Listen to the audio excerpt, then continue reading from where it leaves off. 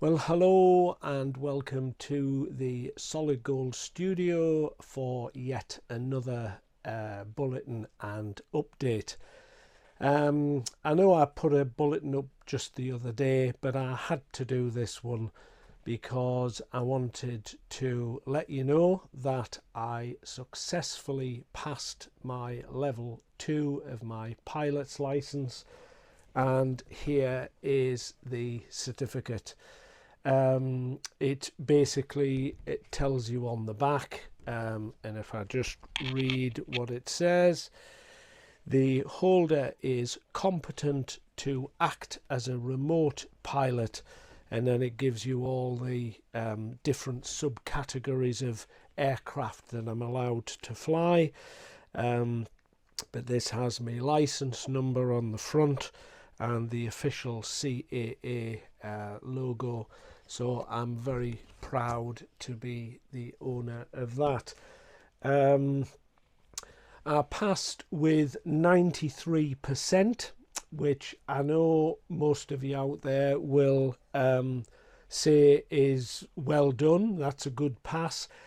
But I was really annoyed with myself because in the mock examination, I sat that 10 times just to make sure I was getting everything right.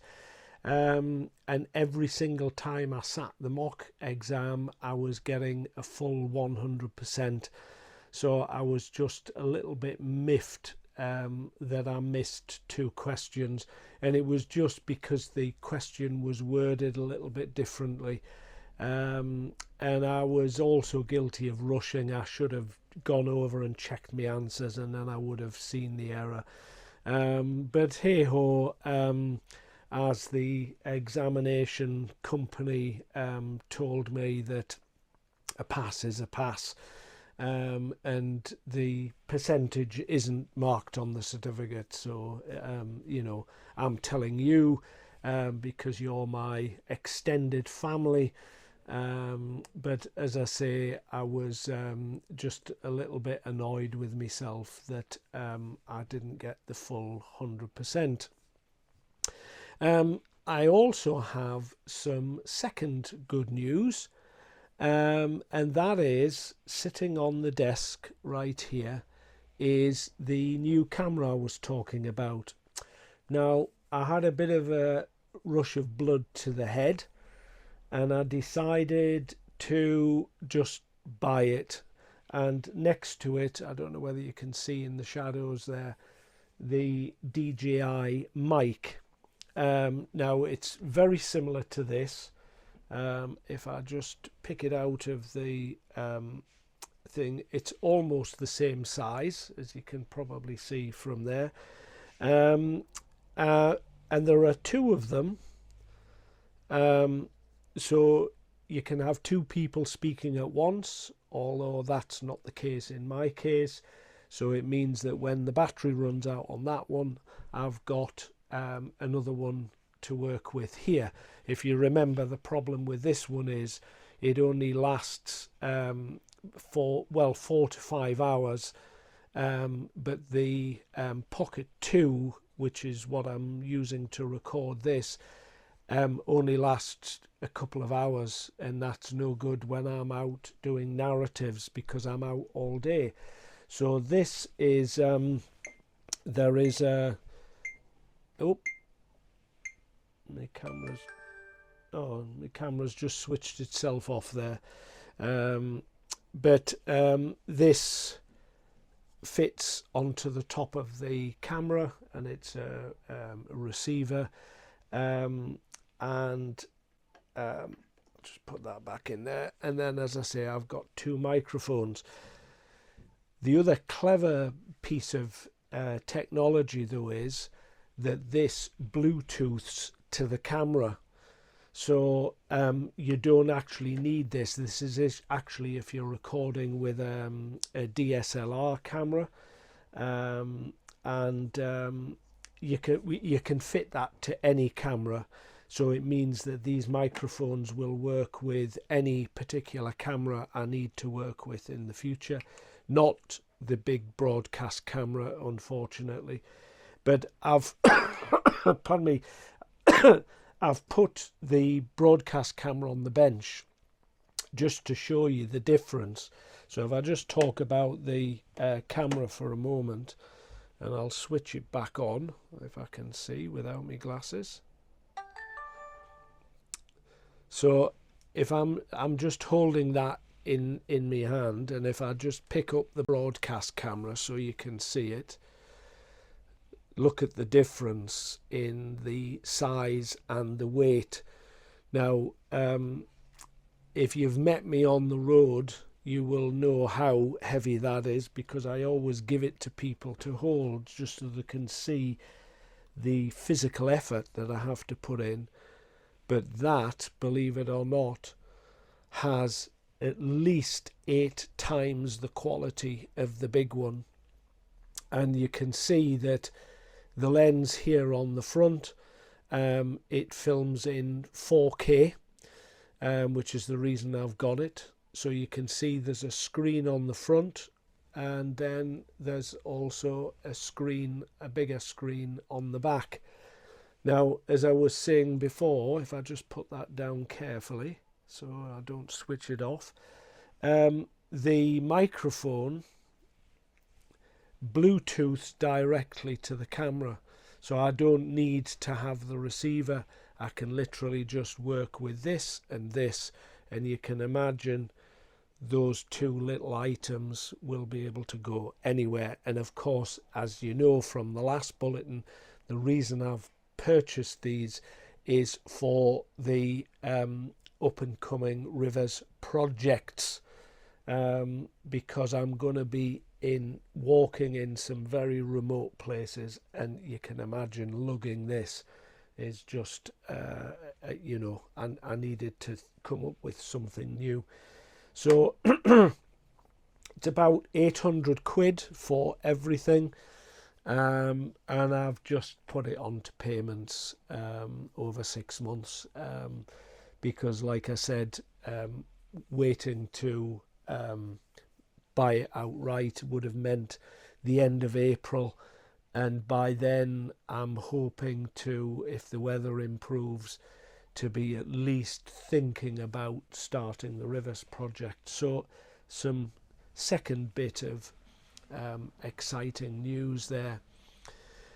I'm filming this in 4K for the first time, so it's probably not going to look fantastic being here in the office with no natural sunlight, but I just want to see on the editing process what the difference might be, and you know what problems I might have. So when I come to, I'm going to go out and do a test shoot with this new equipment. You can imagine I don't want to be travelling 2.5 hours to the source of the River Tweed and then find out that, you know, I need to adjust settings, because obviously no mobile phone reception, therefore I can't go online and look at manuals or instructions as to how to change this and how to change that. So I need to be sure that that is working the way I want it to work, so that on the day I go out to start filming, I just go out, set that up, and start recording. Of course, you might puzzle as to that is going to sit on top of a tripod, so I'm not going to be holding it or anything. So if you're puzzling as to how I'm going to work it, I'll still be taking me big tripod, but that will sit on top of the tripod so it's rock steady, and I'll be able to do the program but in 4K, so the quality is just going to be unbelievable. Talking about Hadrian's Wall for a moment, as you know, the episodes are going up in HD, and they're good. I mean, the HD quality is extremely good. It certainly is on my television up here. I watch back, once I've done the programme and I've posted it on YouTube, usually a day or two after, I sit and watch it on the TV just to experience the same viewing as you are at home. And it's going to switch itself off. I think it's telling me because I'm not doing anything, it's switching itself off. Very clever, these machines. So anyway, getting back to the point, I always watch them just to have the same viewing experience you do. And HD certainly looks good if you have got a decent quality television. So you can imagine the difference that 4K is going to make, which is 4 times the quality that you see on HD. And it's remarkable to me that that little tiny camera can produce such good quality images. But there you go, that's technology for you. And get back to what I was saying. Pardon me. The Hadrian's Wall full length film, I'm piecing that together, so you'll see episode 2 of Hadrian's Wall on Friday coming. So that comes out at 6 p.m. Greenwich Mean Time. And you'll see episode 2, but I've already stitched 2 onto 1. So once all those parts are cemented together, I'll be posting the full film of the wall east to west in 4K. So I'm seeing it in HD when I'm editing on this machine, but when I'm on the new machine, I'm also seeing it in 4K, and it's absolutely breathtaking. I mean, it's just superb. So it's worth investing. I mean, this camera, as I said, has done me proud. And I've got 4 of these from the wedding days. And they've done me proud, and they're still working well and everything else. But they're just heavy to lug around. So I'm not getting rid of them. I might have a use for them in the future. But if I get to grips with this 4K and it proves to be as good as it promises to be, then I think it will be a sad farewell to the broadcast cameras and over to this setup here. So that's it. It's a lot briefer than normal, but I just wanted to bring you that good news. Just to remind you I know lots of people have written to me and chomping on the bit to see the next episode of Hadrian's Wall. So your hunger will be satisfied this Friday, 6 o'clock, when episode 2 is going up.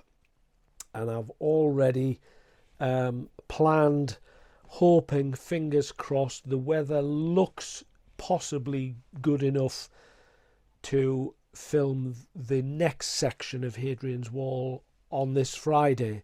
So while you're watching episode 2, I'll be out having just finished a day's filming on episode 3. And as I said before, it's the dramatic bit. It's the Sycamore Gap where the tree was tragically cut down, and all those high bits where for the first time you'll see the wall without the ditch, the north ditch, because there was a 200-foot cliff beneath the wall, so obviously there was no need for a ditch.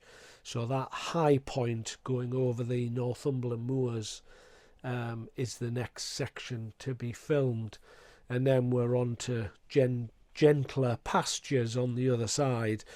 So I'm taking my companion with me, Ray. He was here yesterday for a briefing, and he's going to be an invaluable help in these remote areas, helping with the equipment and helping me as well. Because there's a lot to flying a drone. You can't just stand there and put it up in the air. You've got to be aware of what's happening around you. Obviously, this time of year, you've got sheep pregnant with lambs and cows pregnant with calves. And it's against the law to disturb those animals. You're under the same penalties as you are if you have a dog not on a lead. So you've got to be responsible, and that's what the certificate's all about. This is why you have to sit that pilot's exam.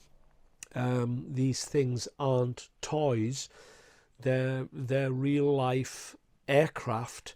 They're just unmanned, and what that says is that I'm qualified as a remote pilot, because I'm not actually sitting in the drone. I'm standing on the floor with a controller and the aircraft is above me, so I am a remote pilot, but I have the same responsibility as a pilot of a small aircraft or a jumbo jet for that matter. You've got to be extremely careful, so you're not just, while I'm concentrating on what's up in the air, the reason for the companion is that Ray will be on the ground next to me, watching for hazards and situations on the ground, so that I can avoid those. So it's there's a lot goes into these programs. It's not just the research and the narration and presentation, and then the creative ideas to put it all together and make it into an interesting program for you. Now that I'm flying the drone, there's this extra responsibility in flying an unmanned aircraft. So there's an awful lot goes into producing these programs for you to enjoy. So I like to just make you aware that it doesn't just happen, that, I wake up with an idea and 2 days later it's up on YouTube. It takes weeks and weeks and months from conception to end product to get these up there. So again, I just need you to be aware of that. And when I'm requesting support, whether that's in putting a like, subscribing, sharing the links with your friends, and trying to expand the subscribership, or even if it just comes down to paying a pound or two with the donate link, it all helps. And I'm not begging, I'm not putting this out there saying please give me money. It's not a case of that, but I just need all of you to understand in the audience that this is the effort that goes into it. Some creators have zero effort. They literally just sit in front of a camera and talk about nonsense or repeat information that they've got from somewhere else. I want you to appreciate, and I think most of you do, to be fair, is that this is all original content, from the idea right through to the research, right through to the production and the post-production. Everything is one man, one effort, all the way through. And I just need your help. And in whatever way that is, and like I said, putting a like up helps YouTube to promote it up the list. Sending a comment also sends it up. Sharing the link with your friends and family and saying, hey, this guy's really interesting, have a look. Every new subscriber I get, again, just pushes that limit up. I'm not getting paid on the number of subscribers. and I'm not getting paid for the number of likes. I only get paid, and as I've said before, it's a fraction. Once again, this month, I'm not getting paid because my ad revenue has not exceeded £60. It's 40 something again. So once again, there's another month where I'm getting nothing from YouTube. So this is now, what did I say? I think it was October or November last year since I last got a payment off YouTube. And that's just the way they're designed, you know. So even if you don't have spare cash to donate something, and once again, thank you to the people that have done that, you don't have to, and you don't need to feel guilty for not sending any money, but you can also help by liking, subscribing, sharing the link, posting a comment, just saying, I really enjoyed that, or whatever. It all helps to push that rating up. And then obviously, as I say, the higher up the ladder I become, the more YouTube will push my films, the more adverts they'll put on it, and then eventually I get something out of it. So that's sort of the way it works. I was watching, incidentally, just before I go, I need to tell you this. There's a lot of complaints from YouTube creators at the moment, the way YouTube works, and they're saying that it's destroying YouTube. That because you know, once you've watched something, what YouTube will automatically will register your interest in a subject and then keep throwing up loads and loads and loads of videos of the same content. And what they're saying is that demeans the viewer's intelligence to search for what they want to see. People have written to me in the past and said, some guy wrote to me just last week and said, oh my God, thank God I've found you. I've been searching through historical content, and he said, I've had to wade through some absolute and I won't swear on camera, and he said, before I found you. And he said, you know, now I have, but it had taken him months and months of searching for, you know, history programs like mine before he found me. So YouTube don't make it easy for you to research a subject and then find it. And if you've watched any of these creators, say a photography thing, if you were interested in how to the settings for how to take a particular photograph, the moment you watch a clip, it will then throw up hundreds and hundreds of others, all talking about the same subject. And they're saying at the moment that YouTube's going to have to change because it's losing viewers, it's losing creators, because creators like me that have been going 3 years now, with all this hard work that I've just described, are getting nowhere. We're not getting paid. And the way YouTube works best for YouTube is holding your attention. So instead of helping people like me, because as you know, all of my films are 45 minutes at the minimum and plus, the episode 3 of the Durham series was 1 hour 20 minutes long. So, you know, what they're saying is the YouTube have shot themselves in the foot by promoting these shorts to compete with TikTok. And of course it hasn't worked. I mean, I even tried it, if you remember, for episode 2 of the Durham series. Because if you remember, I went out on the freezing cold and did all these little short snippets to try and get people's interest when episode 2 was released. it made no difference to the viewer numbers.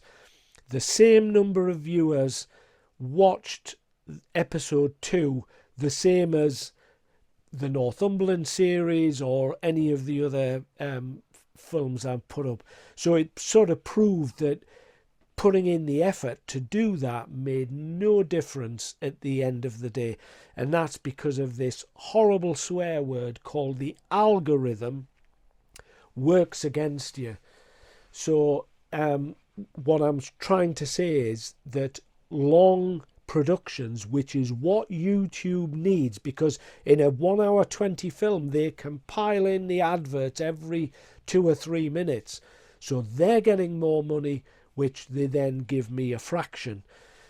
But they're shooting themselves in the foot because they're not pushing my films. I'm not anywhere near the top of the ladder.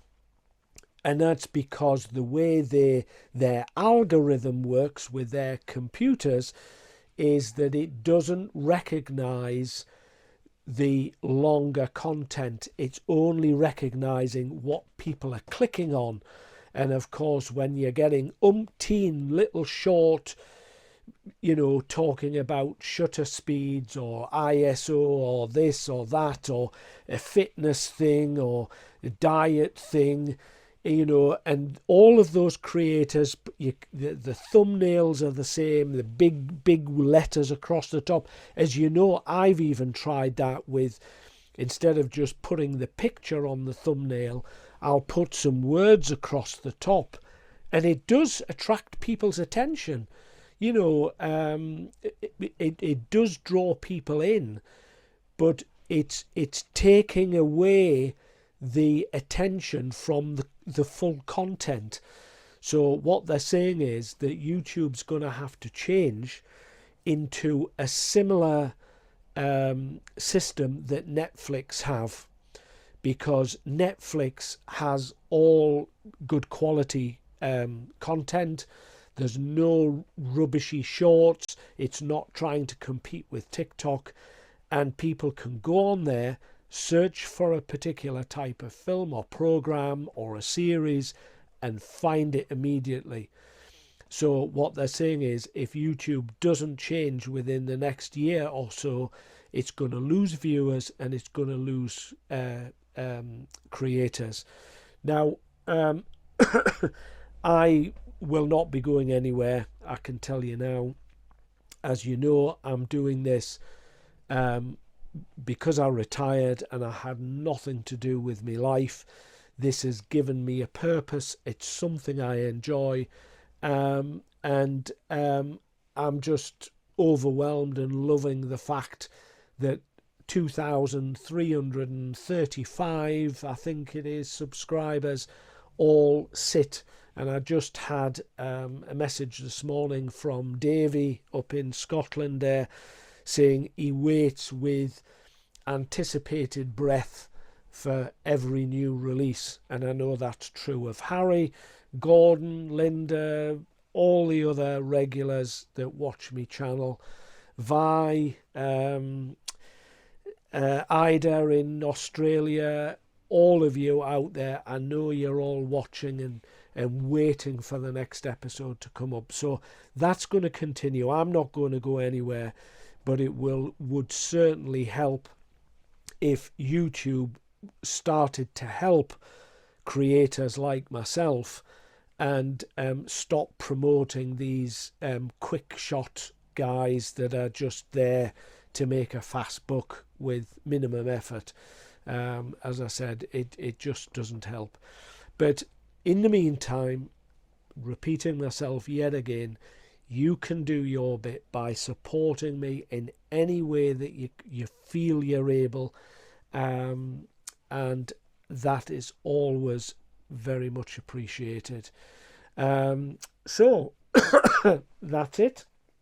I'll bid you all farewell, the very best of health, and of course watch out for episode 2 of Hadrian's Wall on Friday, and the other episodes will be coming very soon. I'm nearly finished episode 4 of the Durham series, which is South Shields, so that'll be up soon in the next few weeks. So I'm working extremely hard to keep these things coming for you. Keep watching, keep viewing, keep liking, keep subscribing, keep doing all that you do to support me. It's all appreciated. And I'll see you all again on Friday.